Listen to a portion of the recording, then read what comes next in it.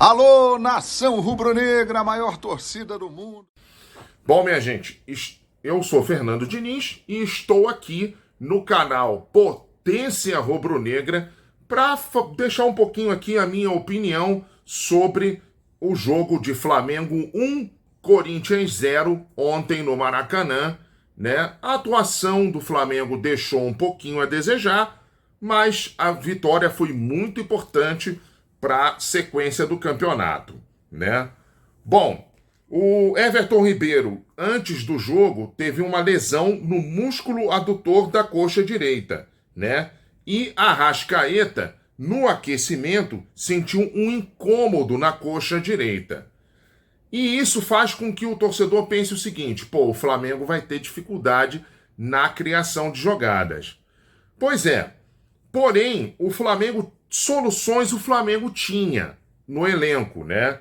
Tinha Everton Cebolinha e tinha também o Matheus França. Só que tem que o Sampaoli não optou nem por um e nem por outro.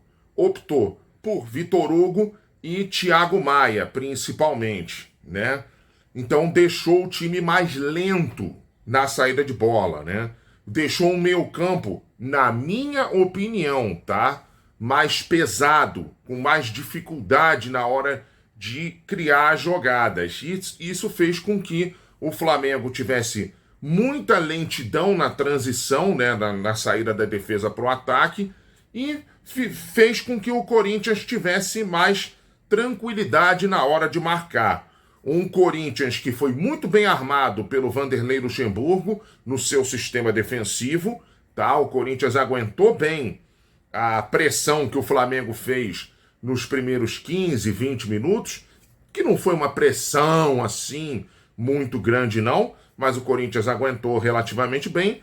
E o Corinthians, ao contrário do que muitos imaginavam, foi um time até certo ponto agressivo. O Roger Guedes, o Yuri Alberto, o Adson deram muito trabalho à defesa do Flamengo, principalmente ali até metade do segundo tempo, tá? Porque essa transição lenta do meio-campo para o ataque, ela também acontecia no sentido inverso, na hora do Flamengo voltar para tentar se defender do contra-ataque do Corinthians, né? E aí o que acontece? O contra-ataque do Corinthians era rápido, com o Adson, com o Roger Guedes dos lados. Então a defesa do Flamengo tinha bastante dificuldade para poder aí se segurar aí em relação ao ataque do Corinthians no primeiro tempo. O Corinthians criou as melhores oportunidades até os 40 minutos. Tanto que o Flamengo só tinha 2 finalizações e o Corinthians tinha 5, se eu não estou enganado. E o Flamengo tinha mais de 60% de posse de bola. Mas era aquela posse de bola infrutífera, né? Ficava tocando bola de um lado para o outro e nada resolvia essa posse de bola o Flamengo. Problema, né? E aí a solução era colocar Everton Cebolinha, colocar o Matheus França, colocar o Matheus Gonçalves no segundo tempo, né? Talvez.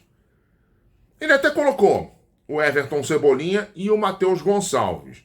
Só que ele coloca o Everton Cebolinha no lugar do Pedro. O Pedro que saiu sentindo uma lesão no segundo tempo, né?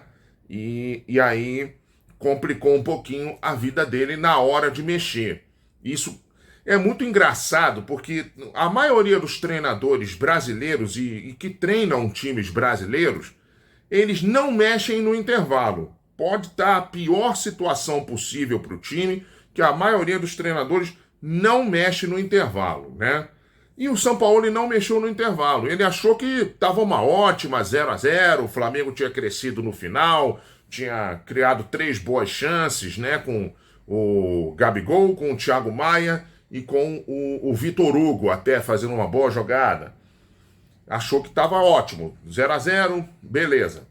Só que não, o Flamengo estava com aquela dificuldade que eu falei para vocês, de criação de jogadas. Mas aí ele volta com o mesmo time. E esse mesmo time quase leva um gol do Corinthians no começo do segundo tempo. Por quê? Porque recuaram uma bola no fogo para o Santos que não sabe sair com os pés, acabou se atrapalhando todo, e aí gerou um contra-ataque perigoso do Corinthians, e o Santos foi obrigado a fazer duas grandes defesas, diga-se de passagem.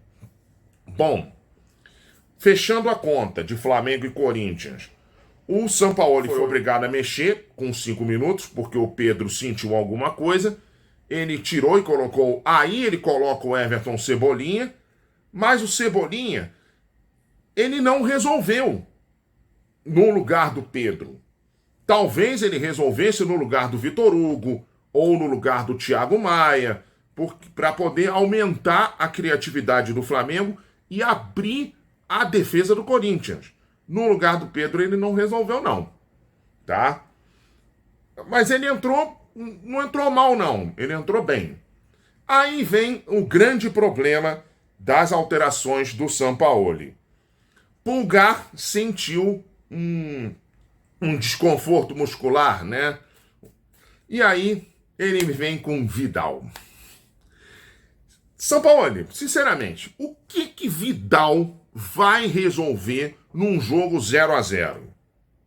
Hein? O que o Vidal vai resolver num jogo 0-0? Uma bola aérea, uma cabeçada e aí ele pode fazer o gol. Beleza. Né? O Vidal tem um tiro de cabeça, ou tinha um tiro de cabeça. Agora, sinceramente, o que o Vidal vai resolver? Fora isso, nada. Vidal não vai resolver nada. Vidal pode entregar um passe para um adversário, entendeu? Vidal pode entregar um passe curto para um companheiro. Agora, tecnicamente não vai resolver nada ele, Vidal, para o time do Flamengo, entendeu? Hoje em dia.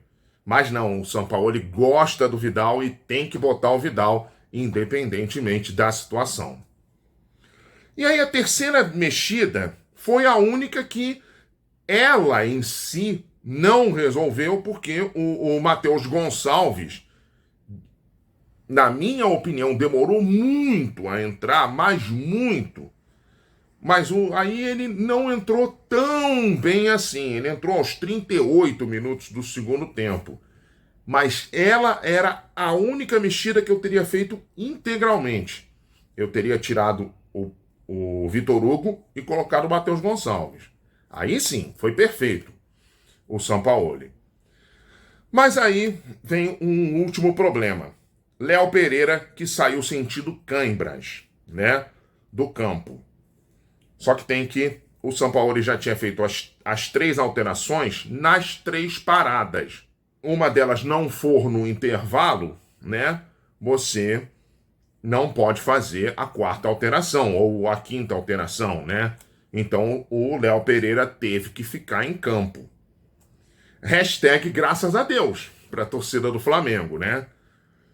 Porque o que acontece? Depois de uma jogada de 1 minuto e meio de troca de passes do ataque do Flamengo, a bola vai lá para o lado esquerdo, o Ayrton Lucas toca no Cebolinha, o Cebolinha, na linha de fundo, ele dá um corte para dentro, em cima do Fagner, né? E aí o Cebolinha cruza com a mão, né? Ele dá um passe com a mão, né? De tão perfeito que foi o cruzamento, na cabeça do Léo Pereira. E aí o Léo Pereira dá uma cabeçada ao melhor estilo Pedro, né? Ao melhor estilo centroavante dos melhores. E aí o Léo Pereira vai e faz Flamengo 1, Corinthians 0. E é daquele tipo de gol que só ele poderia fazer, ele, Léo Pereira, porque, assim, pelo histórico de superação ontem, né, por conta da cãibra. Aliás, eu falei que o Pulgar saiu sentindo lesão. Não, o Pulgar sentiu uma cãibra, tá? Pulgar não é problema para o jogo da Libertadores. Então, Léo Pereira saiu sentindo cãibra, aí volta para fazer número, fica lá na frente, tal, porque lá na frente você se desgasta menos do que como zagueiro. Então, Léo Pereira vai e faz Flamengo 1, Corinthians 0. E com isso o que acontece? Estamos quites, né? O Flamengo jogou muito melhor do que Internacional e Atlético Paranaense e perdeu, porque foi roubado, né? E jogou pior do que Bahia e Corinthians e ganhou. Então, estamos quites agora, né? Então, espero que a partir de agora o Flamengo jogue pior e perca, né? E jogue melhor e ganhe. Tá bom, minha gente? Eu fico por aqui com a minha opinião, né, do jogo Flamengo 1, Corinthians 0 e volto a qualquer momento para falar mais desse clube delicioso chamado Clube de Regatas do Flamengo. Tá bom, gente? Tchau, tchau.